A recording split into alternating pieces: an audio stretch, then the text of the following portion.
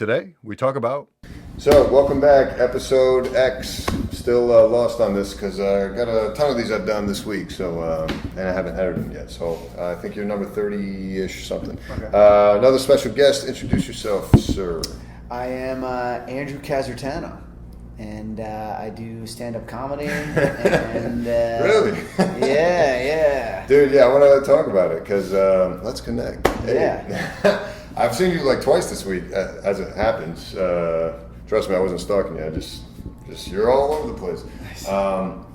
And yeah, you have a very interesting act, which I also want to get into. But why don't you tell us about when you started, how you started, who inspired you, all that stuff. All right. Well, I started like 7 years ago, and okay. I was a big George Carlin fan. So I think when I first started, I wanted to be him, I tried to be him, and then that didn't work out. So a couple years went by, and then I came from improv and acting and stuff like that. Yeah. So like in college, you mean? Yeah, pretty much. Before that, I was into Okay. but like pretty much college. I was into acting and improv, and then I eventually got into stand up. But I was into Carlin, and then I eventually found my own voice. I was very self-effacing when I first started, very depressed. Thinking that would make people laugh, but.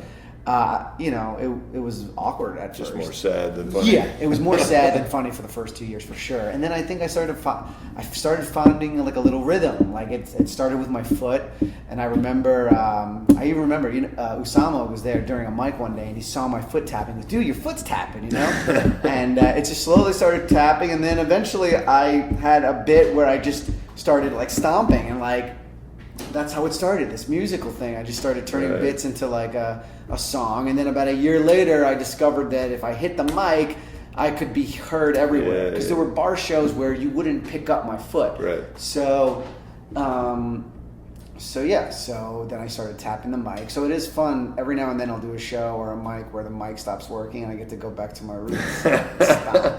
Yeah, I was gonna say, man, you have one of the most unique styles of comedy I've ever seen, and I think that's super dope, man. It's so cool that you found that.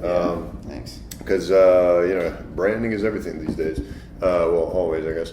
And yeah, it's cool to see because, like, dude, especially these last two shows I saw, you were killing it. I was like, yo, this is dope. Not that you weren't at the other time I saw you, but it was a bar show. It's harder to do. You saw me at two. Those were two really good shows for me, man. They were fun. They had audience, and everybody was into it. Dude, it's the first and only time I've seen at a live show a applause break. So, wow! So that's kind of cool. It's awesome, man. And multiple of them at that. Like every song got an applause break. That's so cool. Yeah. What's that feel like to just be in the zone and just be like, yeah? It's a great feeling. But there's a lot of nerves going in before. I think that's part of why I am so weird up there, is that I have a lot of angst and anxiety going into it. So, but yeah, when I get that, it feels so good because then it allows me to lock in and get comfortable with an audience. And okay, I can take them here, I can take them there. Do you come in prepared with like maybe something you haven't tried yet, and you're like, all right, if it's going well, I want to try this tonight? The problem is I had to take a little break last month with work, so I'm like, with shows, you'll see probably me doing the same exact set right now. But yeah, I want to start trying some newer. If I have to do 15 minutes, then I'll probably have to throw in some new bits. But if a bar show is like the ones that you saw me at this week were 8 to 10 minutes, good audience, I want to give them the best show. So I don't even want to try some new stuff. But so I guess the answer to that is if you give me more time, I will try some of my new bits at mics that are working. And that's why I do mics during the week, to try some new shit out. How often are you getting up? I'm assuming you're still doing open mics and stuff? Yeah. I'm probably, in the 7 to 10 range, a little less right now because of work. I just started working these last few months, which is a new thing for me. I'm usually not working, doing lots of mics, but I've been working a lot more lately. So what are you doing? I started working as a locations assistant for HBO. Nice. Yeah. I got it. Isn't that kind of a sweet gig? It is a sweet. Yeah, it's like it's still minimum wage basically. I mean, a little bit more, but you get a lot of overtime hours, and it evens out to a decent rate. I started as a unit PA last month on a movie, and then I was able to sort of parlay into a locations assistant, which was cool. Nice. Where are they sending you? I'm working in New Jersey right now for a show. So a new show coming out next year, and I'm just in different locations in New Jersey. Nice. Yeah. And where'd you grow up? I grew up in Brooklyn. In Brooklyn, okay, Yeah. got it. And you say you're a Knicks fan, right?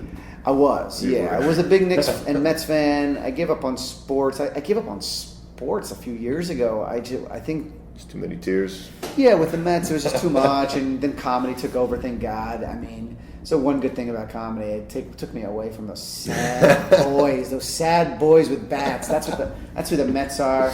I liked all the bad teams. Like, yeah, the Knicks were my favorite team in the 90s, so when I saw those Ewings, I was very excited. But I was more excited for the Akeem Olajuwon just because of the coloring. I just like that coloring. There's something about that red and white. It looks very cool. Yeah, man, those Houston Rockets colors, or at least their old school colors. I like them, yeah. Yeah, man. Some decent taste. Yeah, Not yeah, bad. Did you actually? Before I forget, I want to ask you about your Instagram story. Yeah, those yeah. wacky things. Like, what is there thought? What's the thought process going into those? And I'm not immune to doing wacky posts myself, Yeah. but like I want to hear like the inner workings of it. As soon as they added music videos, I just love music, so I'm usually inspired by music. So that's pretty much it. It's usually, I make those at night. I usually take a little bit of Ambien and, and then it makes me very lucid, and then I don't care about being in front of that. Yeah, that's the key. If you guys are listening at home, if you want to make good Instagram videos, just find a little bit of Ambien. Don't take too much. If you take too much, you go to bed. But right before it knocks you out, but makes you tired, it gives you this like 30 minutes of lucidity, and then you won't mind putting it back. Has that ever inspired? I'm assuming you watch them back the next day just to know what the fuck you did. Yeah, sometimes I forget. I'm like, because And then when you're looking at it, does that ever inspire like a bit you want to try, or? Because I know they're kind of different styles. They're very different. They're. I think that's why I like the stories so much. They're so random and they have nothing to do with me. They're just like these quick little things that. You should give it a character name. Or I guess you do, right? Lonely Boy, right? Yeah, he's the. I'm the lonely boy. You know? Yeah. Speaking of which, oh my God, this fucking roast masters. Yeah. Yeah, the roast thing on YouTube. Definitely check it out if you haven't. Just type in Andrew Casertano. I think it's like the first result actually. But yeah, man, that roast you did was super dope because it wasn't even like a roast. Yeah. And I'm a big fan of that because my favorite roasts ever are two. Norm Macdonald on Bob Saget's, and then Andy Samberg on, who was it? Oh, I can't remember. Oh, God damn it. Who cares? What's your favorite? Yeah, well, he was the one doing the roast, so Yeah. I didn't, who cared who it was about, but yeah, his roast was like one of these like meta roast, anti-roast, where like it's not a roast, it's just like him being funny but like still kind of roasty. Yeah. So you kind of fit that same category. I was dying. Thanks, man. Yeah, man. Especially because it was against Caitlin, and I never actually met her before until that night at your show, and then she fucking crushed it too. She's a star. Yeah, man.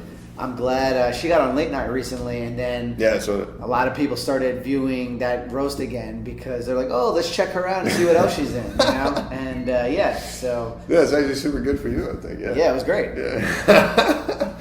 But those roasts are they're really weird, and they can be fun, but I think people take them very seriously sometimes, and I don't think they have to be that serious. Right. But I get it. You're Right. trying to like, outsmart or be cooler. And to me, it's not about being cool. To me, I see it as a character battle. So me versus Caitlin, it's the lonely boy versus the tough chick, who can beat up men but likes to have sex with them. You know what I mean? Those are the characters. And it was a great clashing of characters, you know? I mean, so Yeah, it's pretty. Did you prepare all those bits beforehand for that? I did, but some of those things, like, I didn't know were going to hit so hard. Like the stay away from my family.